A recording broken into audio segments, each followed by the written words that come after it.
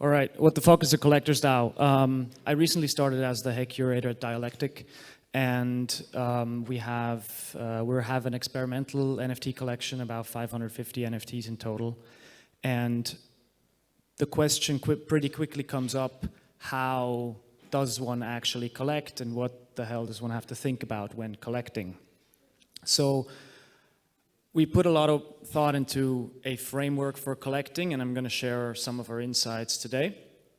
Whether you're a wealthy private collector that jets from art fair to art fair, or a institutional collection that has a very hierarchical approach to what to buy and how to show and how to mediate art, or whether you're a DAO, the same framework of questions come up, and that framework revolves around acquisition, show and tell, and preservation. The questions that come up around acquisition are, of course, what do I buy and from whom do I buy it, and does it fit into the other things I buy? If you're an institution, the question pretty quickly becomes, does somebody give it to me for free? Where the show and tell aspect, you're a private collector that doesn't show anything and just has everything stored in their vault, or you're actually a museum that has to create a narrative and work with curation, etc. And then the preservation, the third part, one would think that with NFTs in digital worlds it's not that important, but actually we think otherwise. The whole experiment of tokenized art and gaming items, etc., is relatively young, so we'll have to see how we can make sure that the things we buy get preserved over a long period of time. These questions are kind of specific to collecting, and then there's an additional bunch of questions that are specific to DAOs. One is the tragedy of the commons. If you have too many token holders, and you don't separate ownership from execution, how are you going to get something done? Many of you will know this. Then you have valuations, which if you want to be an open DAO and have people join your collection over time, something that you have to keep updated. Sorry. And you can't just run with, that one valuation you had X months or years ago. And then you have kind of a quality versus quantity aspect of things, where we like to create this matrix of openness versus curation. How many people do you allow into your DAO that the conversation doesn't get muddled, versus how specific do you want to buy certain assets? And then everything, of course, is happening in a high velocity environment. So we always joke at the office we work in dog years.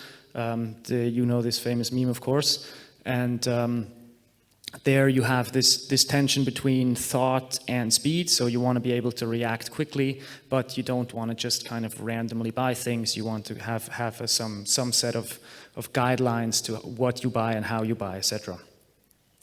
So the structural solution to solve this problem is you, for one, separate ownership from execution. So with one of one, we have a top DAO, and the top DAO is basically the token holders. They don't make any executive decisions except for mandating professional guilds. So those professional guilds are separated by their genre. So one guild would be art, one guild would be gaming, one guild would be films, one guild would be literature.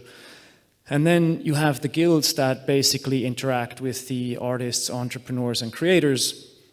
And the artists, entrepreneurs, and creators are not just producers of digital items and cultural items. We try to actually actively engage them within one of one. So the way we do that is, let me just back this up quickly.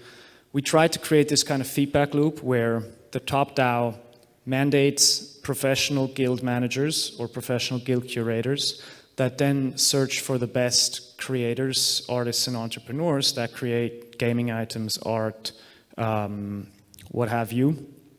And the artists, creators, and entrepreneurs also have the option of proposing some of their NFTs to the guild curators, they can either get remunerated in ETH or remunerated in one-of-one tokens.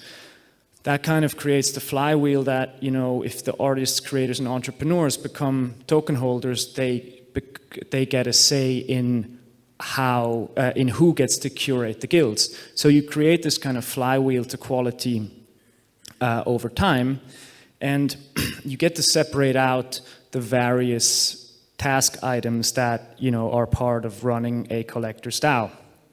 So the top DAO would kind of create general strategy, in which direction you go, deal with preservation. So for example, with one-of-one, we are kind of actively experimenting with physicals. We own, for example, Biggie Smalls' Coney crown, which he was wearing in this famous Rap Pages photo shoot 3 days before his death.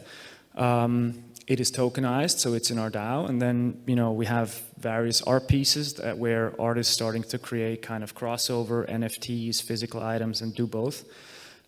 There, you know, preservation and storage becomes very important, but also for the digital items, you know, reacting quickly, for example, to an NFT exhibition, you have to basically have the high-resolution files for all the NFTs you have on storage and maintain that storage, not necessarily on-chain. Best case is it is on-chain, but practically speaking, you know, you need to have a separate preservation part. An important function of the top DAO is, you know, general administration and finance. You want to kind of keep track of, you know, who is in the Discord and what is happening with exhibitions, and what kind of, do you create a bibliography or a list of exhibitions you've been involved in, etc. Whereas the guilds are very specific to acquisition and network building. They are kind of the professionals that are very much in depth in each topic and know what to do and what to collect and how to, you know, kind of weave the cultural thread between individual items.